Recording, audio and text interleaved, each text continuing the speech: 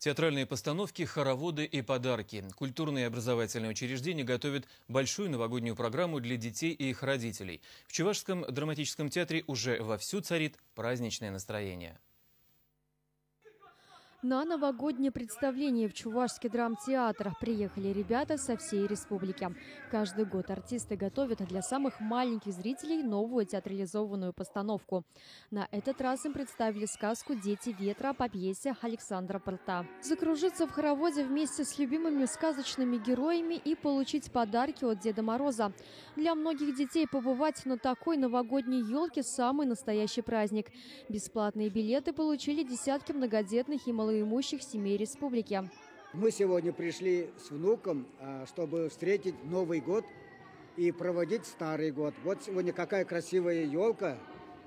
И Дед Мороз был, и Снегурочка была, плясали хороводом.